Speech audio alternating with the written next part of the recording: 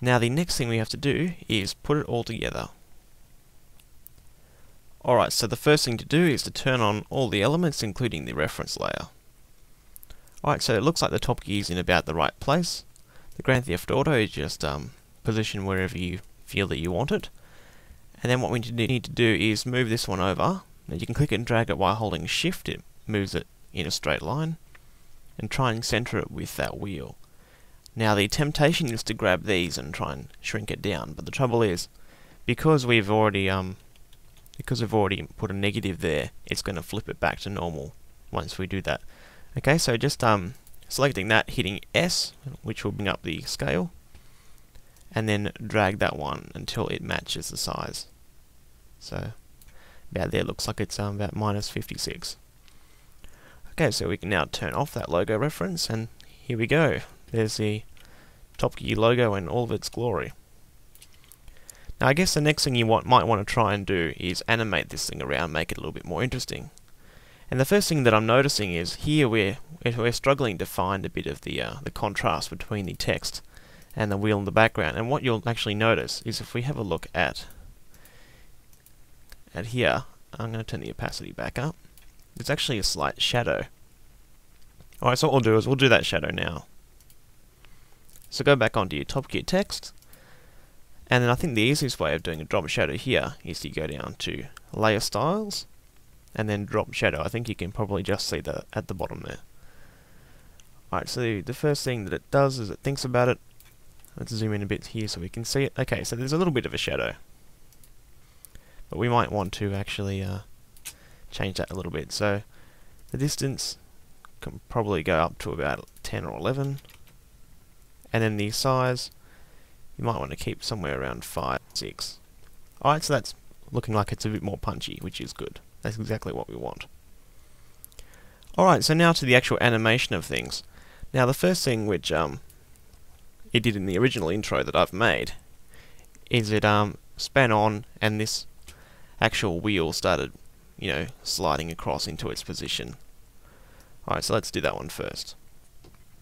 Now the first thing that I'm noticing about this composition is it's actually really long. It's like 2 minutes long, so we don't need that. So go up to Composition, Composition Settings, and your ideal length would be about 10 seconds for this sort of thing. So change that one to 10 like that, go OK. So now it's a lot more manageable. Alright, so if we scoot across until our time here says about 1 second, so that's about there. Click on this, and now we're going to scroll down. Actually, we don't need all this part anymore, so we'll twirl that one up. Okay, so click up and down. Now we've got all the different things. Now what we want to do is hit P for position, because we're going to animate its position. So click that at the point where you want it to stop, and now go right back to the start, and then click and drag and holding down shift, and that will move it off the screen. Okay, so the basic animation here is it's going to roll on like that and start continually spinning. Alright, now what we might also want to do here at this point is to hit F9, which is Easy Ease, and basically that's going to make the animation a bit smoother. So it's going to come in and then slow down just before it stops. Alright, so that's all I did for that one. It rolls on and does its thing. Now the next thing we have to do is the actual animation of the text. Okay, so click on here. Now this one might be a little bit complicated, but I'll walk you through it. I'm not sure at what point they introduced this. I think it may be CS3, but I could be wrong. Alright, so as soon as you twirl it down under the text part, there's this little thing called Animate. If you click on the arrow next to it, what we're going to do is animate the position here. Now that's going to bring up this extra little part at the bottom. Now what we need to do is basically use this little horizontal one and move the text around. Okay, so if we just click and drag it to the right, we might as well just leave it there for the time being, and then twirl down the range selector. Basically what this allows us to do is animate the offset so that each of these letters are animated individually like that. Now of course in the actual thing what you want to do is change the position to completely off the screen. So let's do that. Okay, so let's just click and drag it, make it a bit bigger off the screen like that. And then at the point in which this starts going in like this, somewhere around here, click on the offset keyframe there. And then you might as well animate this in over a period of about a second. And then change that one to 100. So basically what's going to happen is this is going to slide on like this. And as it's happening, these ones are all going to slide in individually like that. Now one thing which I did add to give this a bit more realism, was I added motion blur to the TopGear text as well. So there we go.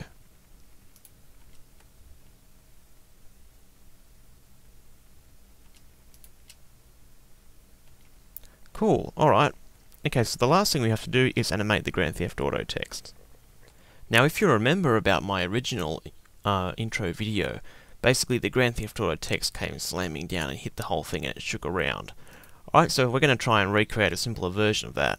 So click on the Grand Theft Auto text here, go up to Edit, and then Duplicate. Alright, so now we have 2 layers of exactly the same thing. Now click on the Solo button, so we can just bring this one up.